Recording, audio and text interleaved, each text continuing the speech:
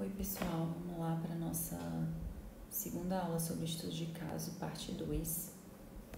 Nessa aula a gente vai ver os conceitos sobre análise de dados e ameaças à validade e como divulgar os resultados de um estudo de caso, né?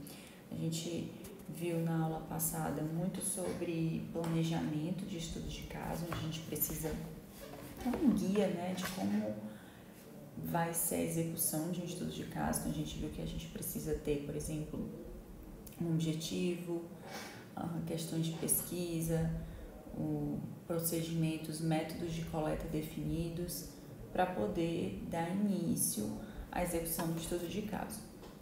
E aí depois que você de fato tem aí os dados, né? Depois que você coleta os dados, você precisa então analisar esses dados, tá? E aí existem várias formas, tá, de analisar. O objetivo básico para analisar esses dados é extrair conclusões desses estudos. Então, você quer, no final das contas, responder lá o seu objetivo de pesquisa, né? E para isso você precisa manter uma cadeia de evidências, tá? Isso é o básico em estudos de caso. Então, você não pode, por exemplo, vir com uma conclusão que não tem dados que sustentem essa conclusão. Você não pode tirar a conclusão da sua cabeça. Você precisa, de fato, ter dados que apoiem, né, as suas conclusões ali. Então, a gente chama isso de cadeia de evidências. Tem ali o dado cru, aquele dado cru vai ser unido com outros dados que vai formar uma conclusão, que vai formar uma conclusão maior, até chegar na sua conclusão final. Então, essa é a cadeia de evidências que é necessário ter para um estudo de caso, certo? Análise de dados qualitativos, né? Que é o que, na verdade, existem dois meios de se analisar, né, os dados, tanto quantitativamente quanto qualitativamente. Quando a gente fala em dados quantitativos, a gente vai analisar números. E aí existem a estatística descritiva, em que você pode, por exemplo, pegar aqueles dados e tentar, de alguma forma, resumir eles por meio de médias, variância, desvio padrão. Você pode tentar também relacionar esses dados quando você tem uma pesquisa mais com a relação causa-efeito. Você pode também usar esses coeficientes de correlação. Existem os testes de hipótese, que é para você tentar, de alguma forma, aceitar ou não uma hipótese sobre os seus dados.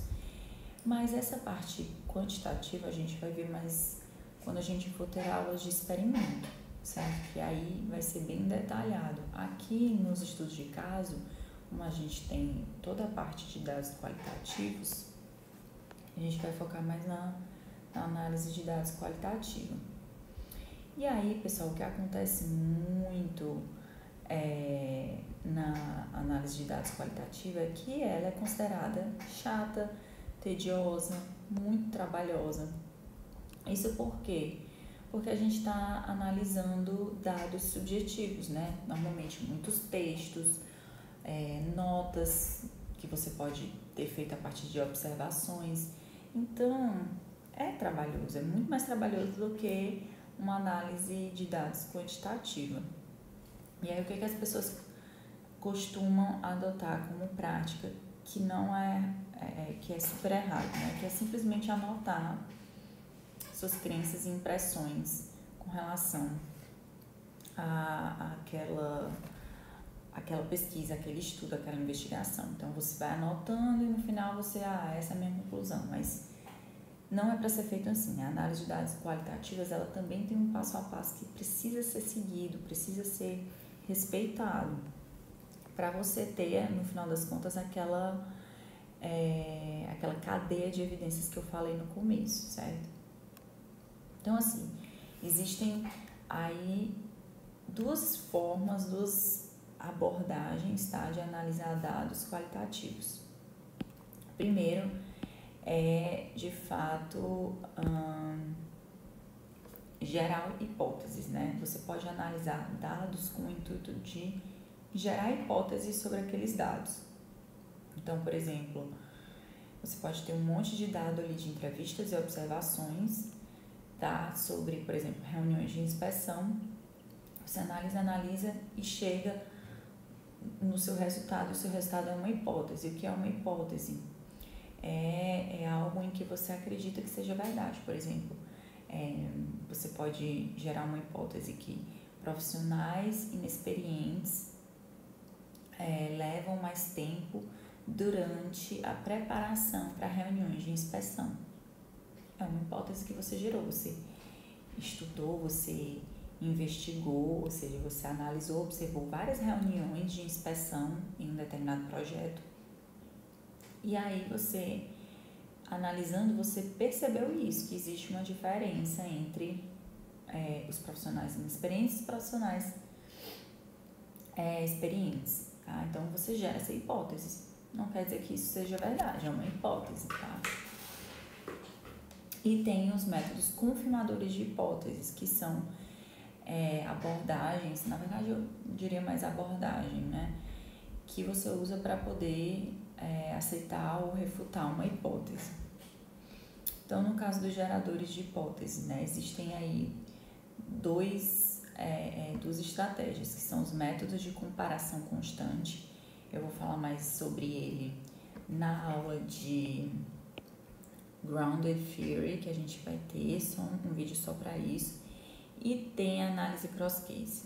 O método de comparação constante é quando você tem um monte de dado, um monte de texto ali e você lê e codifica aqueles textos e fica comparando constantemente com outros pedaços de texto. Então, você lê um pedaço, aí você codifica, tá? Eu vou explicar bem melhor o que é essa parte de codificação, que é um pouquinho complicado, assim, de entender sem exemplos, mas eu só quero que vocês entendam aqui que existe esses métodos aí para ajudar na geração de hipóteses, tá? Então, aí você fica comparando constantemente esses textos para poder chegar numa conclusão. E a análise cross-case é basicamente a mesma coisa, porém é quando você separa, né, os casos, é quando você tem mais de um caso. O método de comparação constante é aplicado em um caso, então você tem vários dados de um caso. Mas você pode ter, por exemplo, vários casos a serem analisados conjuntamente ali, e aí você pode fazer essa análise cross-case, que é basicamente separar casos para poder depois fazer comparações. E nos confirmadores de hipótese, você já tem as hipóteses e você quer dar mais evidência, né, de que aquela hipótese pode se confirmar, certo? E aí como é que você faz? Você pode usar, por exemplo, triangulação de dados, que é usar outros meios de coleta de dados para confirmar hipóteses que foram geradas anteriormente através de outros métodos de coleta. Você pode usar também replicação, ou seja, replicar o mesmo estudo para tentar confirmar que aquela hipótese realmente se estabelece. Você tem análise de casos negativos, que é justamente para você encontrar casos, explicações alternativas para poder rejeitar uma hipótese. Então, você tem uma hipótese, aí você, então eu vou analisar aqui um caso que vai justamente ser o caso negativo, que vai fazer eu refutar essa hipótese, ou seja, eu vou, por exemplo, achei um caso em que eu posso confirmar que não existe diferença entre profissionais inexperientes e experientes ao elaborar e planejar reuniões de inspeção, tá? Então, é isso. Essa parte de análise de dados qualitativas é complicada, é difícil, é trabalhosa, mas existe todo um passo a passo.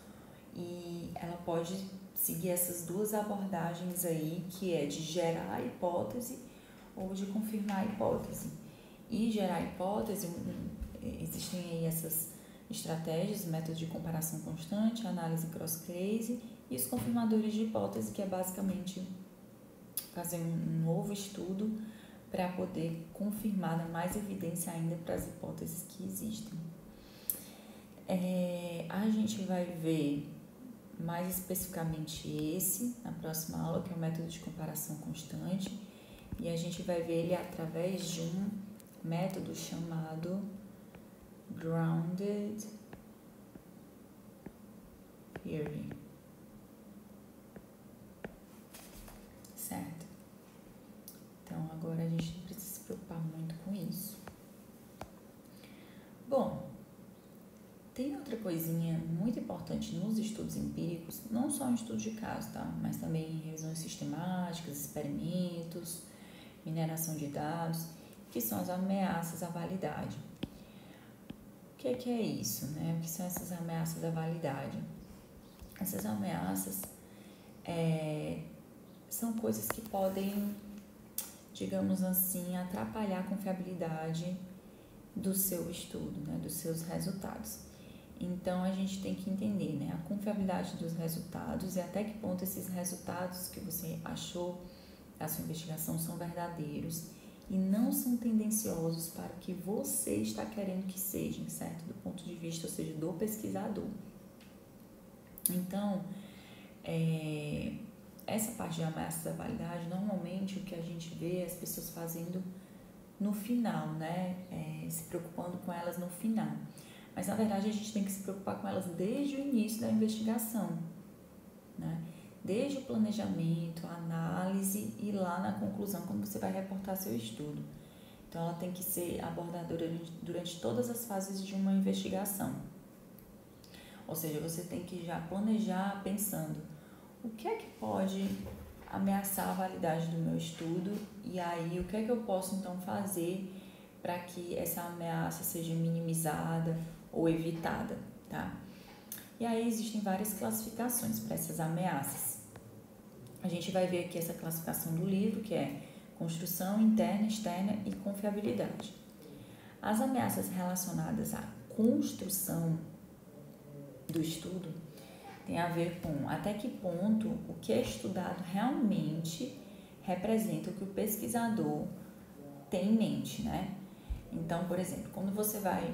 Um exemplo, tá? Aqui, de ameaça de construção. Quando você vai fazer uma entrevista ou um questionário, você tem que construir as perguntas, né? De forma que ela seja interpretada da mesma maneira para todo mundo. Porque pode acontecer de você criar uma pergunta, você pesquisador, criou uma pergunta e na sua cabeça aquela pergunta está muito clara. Ela tem um significado muito claro para você, porém, para outras pessoas, quando elas olham aquela pergunta, elas entendem outra coisa, tá? E aí, cada um vai responder de um jeito, pensando numa interpretação própria. Então, isso é uma falha de construção do seu estudo. Você não construiu o seu questionário, o seu roteiro de entrevista de forma que seja claro para todos os envolvidos, tá? Então, como você pode fazer isso para minimizar essa ameaça de construção? Você pode fazer, por exemplo, testes pilotos, né, para ver se as pessoas estão, de fato, tendo a mesma interpretação daquelas suas perguntas. Então, veja, você planeja essas perguntas, você já sabe que pode ter essa ameaça, e aí você minimiza a ameaça como fazendo um teste piloto, certo? Aí tem a validade interna, que diz respeito a quando as relações causais são examinadas. Então, por exemplo, quando você vai analisar, você vai fazer uma investigação que tem a ver com causa e efeito, por exemplo, aquele exemplo, né? Profissionais inexperientes causam um atraso ali no planejamento de reuniões de inspeção, tá? E aí você tem que ter cuidado quando você está planejando isso, porque quando você está planejando, né, que avaliar que um fator afeta um outro fator, você tem que ter em mente se existe algum outro fator, algum terceiro fator que vai afetar eles, certo? Porque se tiver e você não estiver ciente disso como pesquisador, isso representa um grande risco à validade aí dos seus dados, a validade interna, né, dessa pesquisa, certo? Então, você precisa pensar no que é que pode estar influenciando esses fatores para você também coletar dados sobre eles e assim ter maior confiança, né, nos seus resultados. E aí temos também a validade externa, tá? Que está relacionado com até que ponto é possível generalizar as conclusões. Em que medida as conclusões são de interesse para outras pessoas, fora do caso ali investigado, né? Claro, no contexto de estudo de caso é muito difícil, porque a gente sabe que o estudo de caso, ele, como vocês já viram, né, nas primeiras aulas, ele é um estudo muito específico, muito dependente do contexto, então é muito difícil generalizar. Você está estudando aquilo naquele contexto específico. Então, é muito difícil você conseguir generalizar como um experimento. Porém, você tem que buscar alternativas para que alguma coisa ali seja útil para outros casos, mesmo que a gente tenha a ciência, a consciência de que pode ser completamente diferente, né? Que são completamente diferentes. Mas, por exemplo, se eu faço um estudo de caso que analisa essas reuniões de inspeção no meu projeto, na minha empresa, é bom você descrever esse estudo de forma que, se uma outra pessoa estiver trabalhando em uma outra empresa, mas também for fazer reuniões de inspeção, para que ela possa, de alguma forma, extrair dali informações que sejam relevantes para ela, tá? Então, essa validade externa tem muito a ver com como você vai divulgar esses dados para que outras pessoas também possam tirar algum proveito desses dados. A validade de confiabilidade. Esse aspecto está relacionado com até que ponto os dados e análises são dependentes dos pesquisadores em específico. E isso aqui é muito importante, porque o que a gente vê muito são pesquisas que são completamente dependentes, né, de quem está fazendo. Então, o leitor, por exemplo, ele não consegue, de alguma forma, se ele quiser, replicar esse estudo, ou ele não consegue, por exemplo, conduzir aquele estudo e chegar num resultado próximo, parecido, igual, tá? Então, isso é uma ameaça à confiabilidade dos dados. Então, quando você for fazer um estudo, você tem que fazer ele de forma que outras pessoas consigam conduzir aquele estudo, que outras pessoas consigam chegar naqueles resultados ali. Então, exemplos, né? Quando você, por exemplo, você analisa os seus dados e aí divulga o seu resultado, só que só você sabe como analisar aqueles dados. Outra pessoa, se pegar aqueles dados, não vai saber analisar.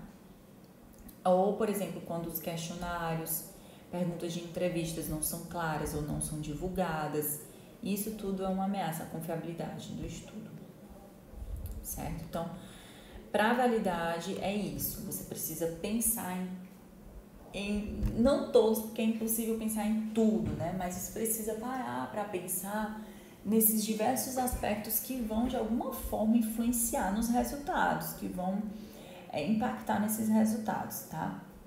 E não só pensar neles, como também pensar numa estratégia para minimizar essas ameaças, desde o início da investigação.